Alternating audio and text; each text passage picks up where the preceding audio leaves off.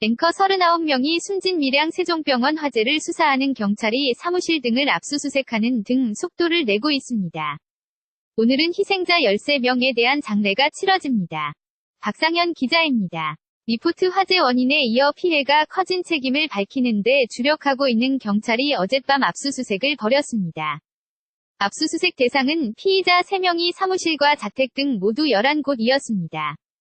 앞서 경찰은 병원 이사장과 병원장, 총무과장 3명에게 과실치, 사 혐의를 적용해 피의자로 입건하고 출국을 금지했습니다.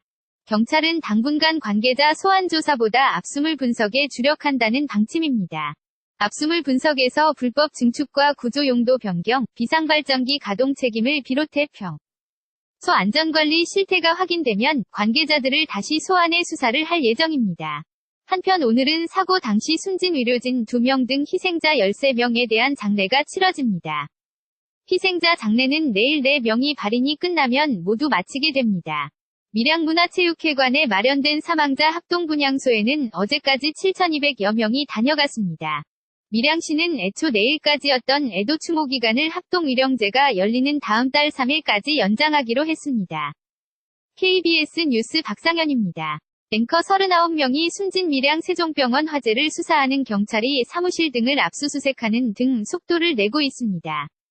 오늘은 희생자 13명에 대한 장례가 치러집니다. 박상현 기자입니다. 리포트 화재 원인에 이어 피해가 커진 책임을 밝히는 데 주력하고 있는 경찰이 어젯밤 압수수색을 벌였습니다.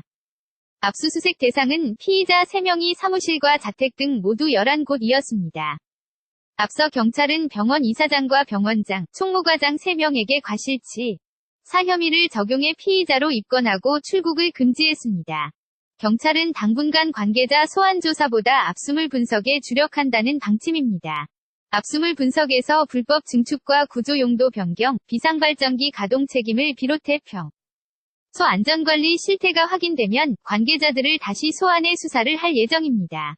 한편 오늘은 사고 당시 숨진 의료진 2명 등 희생자 13명에 대한 장례가 치러집니다.